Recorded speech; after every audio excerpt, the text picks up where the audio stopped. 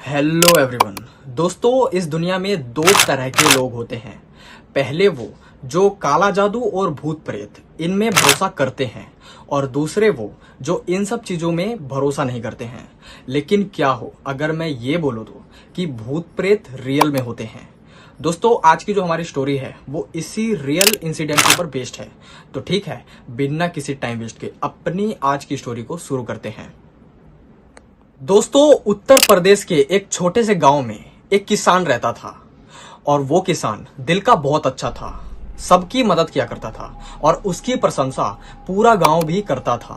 दोस्तों, उस किसान के पास बहुत सी जमीनें थी, और आधी जमीन पे तो वो खुद ही मेहनत करता था, और आधी जो जमीन बची रहती थी वो उनको किराए पे दे दिया करता था, और जिससे उसकी थोड़ी आमदनी भी हो जाती थी। इस किसान के खेत में दो बरगद के पेड़ भी थे, जिसकी वजह से इसको खेती करने में दिक्कत आती थी। लेकिन कभी भी इस किसान ने उन पेड़ों को काटने के बारे में सोचा भी नहीं, बल्कि उन पेड़ों का देखभाल करता था और उनको प्रॉपरली पानी भी दिया करता था। दोस्तों, कहने को तो इस किसान के पास बहुत पैसे थे और बहुत सारी प्रॉपर्टी थी, लेकिन इसका खुद का घर बहुत छोटा था।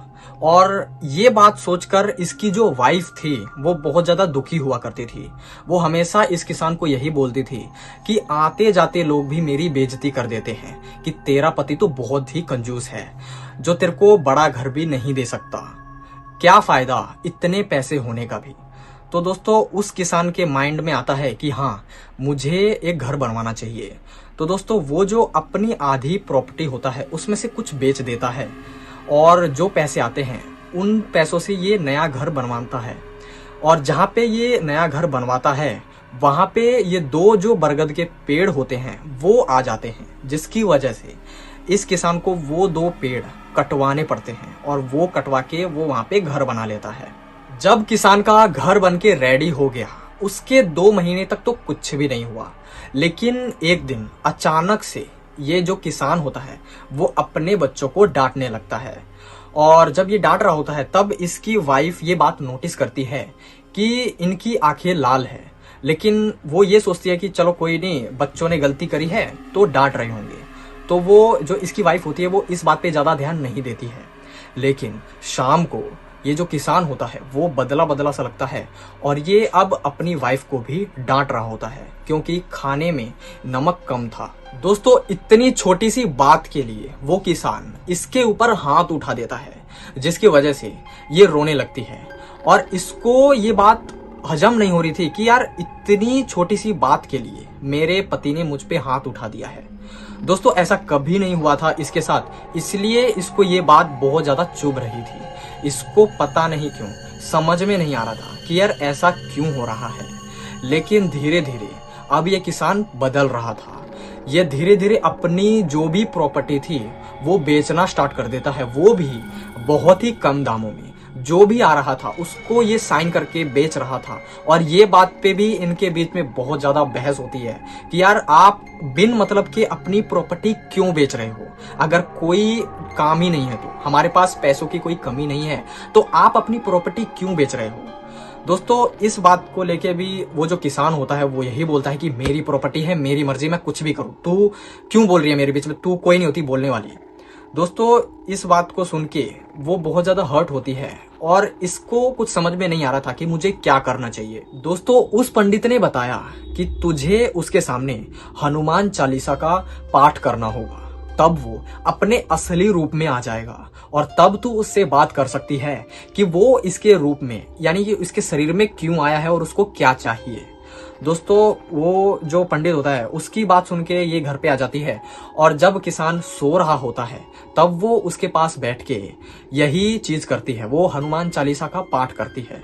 लेकिन जैसे ही हनुमान चालीसा का पाठ करना वो स्टार्ट करती है, किसान एकदम से उठ के उसका गला पकड़ लेता है और कहता है कि तू मेरे को परेशान क्यों कर रही है। तब जो वो उसकी वाइफ होती है वो डरती नहीं है और यही बोलती है कि तुम कौन हो और इनके शरीर में क्यों आए हो और क्या चाहते हो हमसे, हमने तुम्हारा क्या बिगाड़ा है। तब वो बोलता है कि मैं ब्रह्म राक्षस हूं और मेरा घर तेरे पति ने उजाड़ दिया है, और तुझे क्या लगता है तू मेरा घर उजाड़ देगी और मैं आराम से बैठा रहूंगा? अब मैं भी तुझे उजाड़ के रख दूंगा और मैं तेरी एक एक चीज को बिखेर के रख दूंगा। दोस्तों वो बोलती है कि हमें पता नहीं था कि आप कहाँ पे रहते हो और हमने क्या किया है। तो वो जो ब्रह्म राक्षस होता है वो बोलता है कि मैं जो तेरे पति का जो खेत था ना, वहां पे 2 बरगद के पेड़ थे, उनमें मैं हजारों साल से रहता था, लेकिन तेरे पति ने वो कटवा के मेरा जो घर है वो उजाड़ दिया, जिसकी वजह से अब मैं बेघर हो गया हूं। अब मैं तुम्हें भी बेघर करके कहीं का भी नहीं छोड़ूंगा। दोस्तों उसकी जो वाइफ होती है ना, वो हाथ जोड़ के रिक्वेस्ट करती है, गिड़गिड़ाने लगती है उसके सामने कि हमें माफ कर दो, हमने जानबूझ के ऐसा नहीं किया, हमारा जो इंटेंशन था वो आपका घर उजाड़ने का बिल्कुल भी नहीं था। दोस्तों उसकी बातें सुन के ब्रह्मा राक्षस ने उसको एक उपाय बताया कि तेरे पास एक तरीका है, अगर तू आने वाले 2 दिनों में 100 बरगद के पेड़ लगा देती है तब जाके मैं तेरे पति को छोड़ दूंगा, अगर नहीं लगा पाई तो मैं तुम्हें बर्बाद करके रख दूंगा। दोस्तों आने वाले 2 दिनों में नहीं, उसने एक ही दिन में 100 से ज्यादा पेड़ लगा दिए और अगले ही दिन उसका पति उठ के, ठीक है, पूजा पाठ करता है और नॉर्मल जो वो डेली रूटीन अपनाया करता था वो करता है। दोस्तों तब से ब्रह्मा राक्षस उसके शरीर में नहीं आया है। लेकिन इससे मेरे को एक बात तो पता चली है कि हमें कभी भी गलत वो नहीं करना चाहिए, ठीक है। और हमें घर बनाने से लेके अपने कोई भी जो हम जरूरी काम होता है उसको करने से पहले पूजा जरूर करवाना चाहिए। दोस्तों ये थी आज की हमारी स्टोरी। ये रियल है या फिर फेक, ये तो अब आप ही बताओगे कमेंट सेक्शन में। मैं मिलता हूं आपको नेक्स्ट वीडियो में, तब तक के लिए बाय।